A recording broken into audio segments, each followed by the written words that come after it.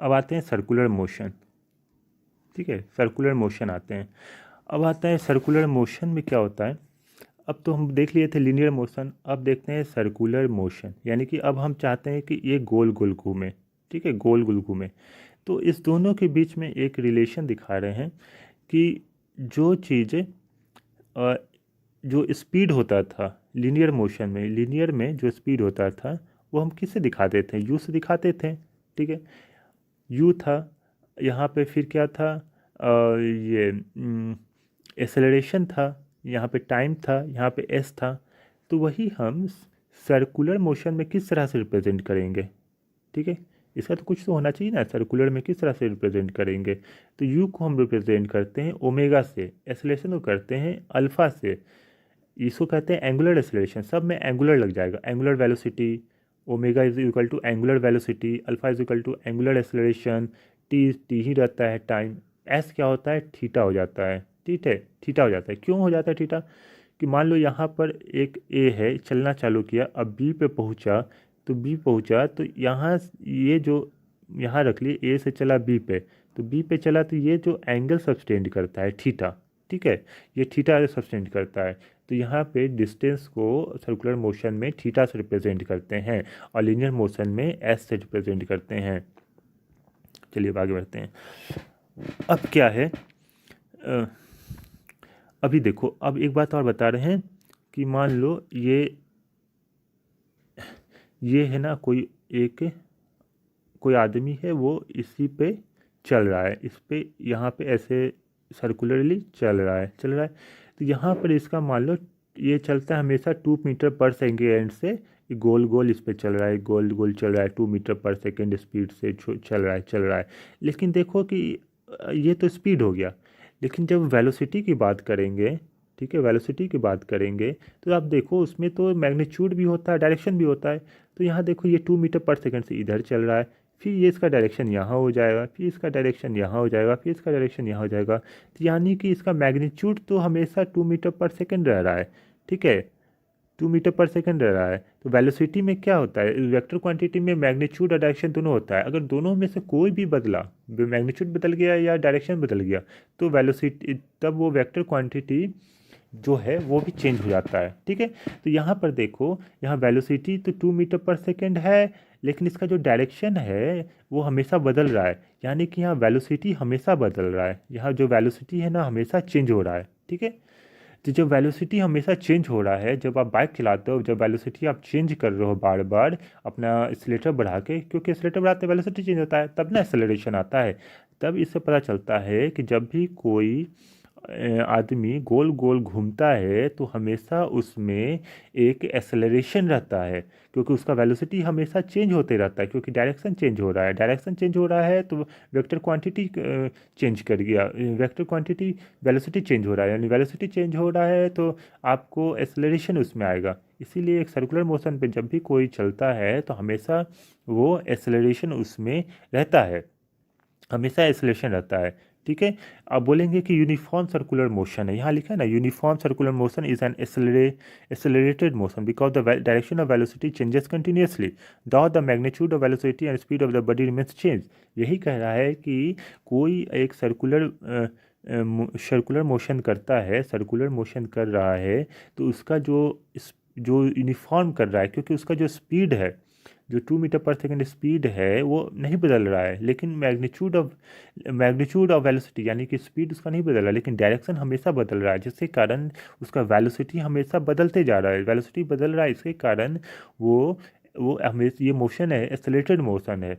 और ऐसे मोशन को कहते हैं यूनिफॉर्म सर्कुलर मोशन कहते हैं, क्योंकि इसका मैग्नीट्यूड यूनिफॉर्म है, इसका मैग्नीट्यूड यूनिफॉर्म है, इसी कारण कहते हैं यूनिफॉर्म सर्कुलर मोशन कहते हैं। ठीक है, अब क्या होता है, अब ये तो गोल घूम गया, इसका वेलोसिटी v है।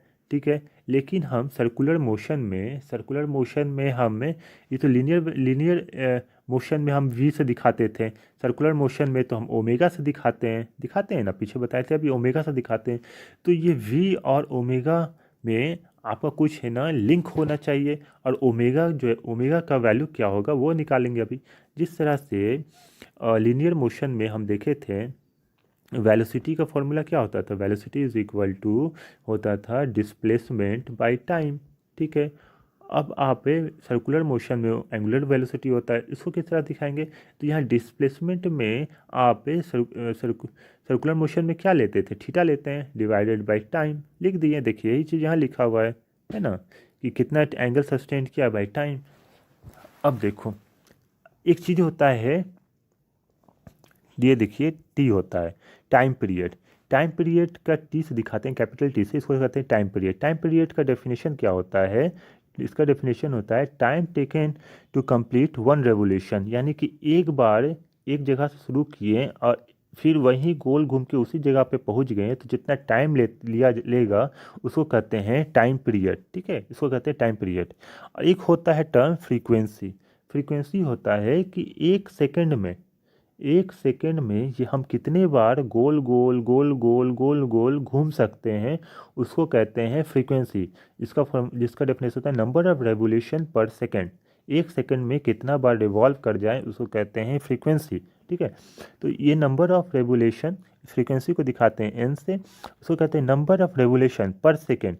ठीक है, तो फ्रीक्वेंसी का यूनिट क्या होगा, फ्रीक्वेंसी का यूनिट क्या हो जाएगा, number of revolution, number of revolution, number of revolution पर सेकेंड। तो इसका इसका फ्रीक्वेंसी का जो यूनिट होता है वो होता है सेकेंड इनवर्स। ठीक है, वन बाय टाइम है ना, तो सेकेंड इनवर्स हो गया। टाइम पीरियड क्या होता है, time taken to complete one revolution, एक बार चक्कर लगाने में कितना टाइम लगेगा, टाइम है तो इसका यूनिट होगा सेकेंड। ठीक है, इसका सेकेंड हो गया, इसका सेकेंड इनवर्स हो गया। अब आप क्या है कि ये आपका टाइम पीरियड और फ्रीक्वेंसी को मल्टीप्लाई करोगे तो उसका वैल्यू आता है 1। ठीक है ना, ये बात भी आप याद रखना। ठीक है, टाइम और फ्रीक्वेंसी को टाइम पीरियड और फ्रीक्वेंसी को मल्टीप्लाई करोगे तो उसका वैल्यू आएगा 1। ठीक है, अब आते हैं, आप एक और फॉर्मूला याद रखना आप, ये टाइम पीरियड का जो फॉर्मूला होता है एक और होता है 2 पाई बटा में होता है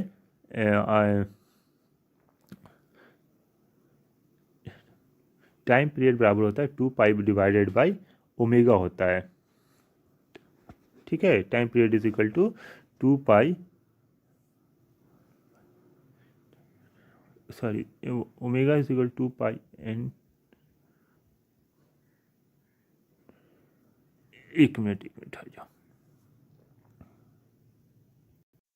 देखो यहाँ पर time period is equal to 2 pi by omega होता है। ठीक है, omega is equal to 2 pi nu होता है। ठीक है, 2 पाई एन लिखो, फ्रीक्वेंसी कहते हैं। देखो यहाँ पे एक गलत गलत काम किया है, देखो यहाँ पे, देखो यहाँ पे पाई छोड़ दिया है।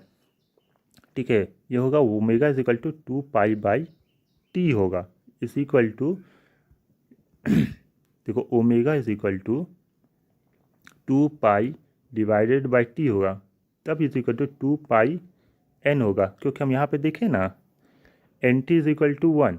अब आप यहाँ 1/t करोगे तो n आएगा ना, तभी ना यहाँ n आया है। तो यहाँ पर जो है यहाँ पे पाई छोड़ दिया, यहाँ पे आप लोग पाई अपना लिख लेना। ठीक है, यहाँ पे पाई कर लेना। अब आगे बढ़ो।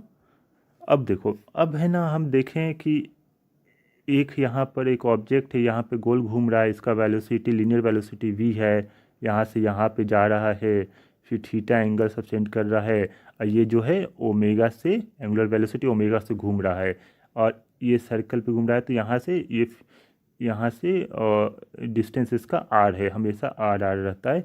तो ये जो लीनियर वेलोसिटी है और एंगुलर वेलोसिटी है, इसके बीच में कुछ रिलेशन होना चाहिए ना।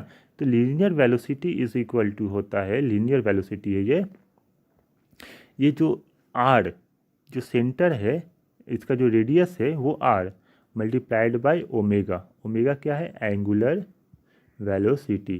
तो यही रिलेशन होता है, v is equal to r cross m omega, v is equal to r omega. ठीक है, v is equal to r omega. ठीक है, तो ये वाला बात याद रखना आप। ठीक है, चलिए अब आगे बढ़ते हैं।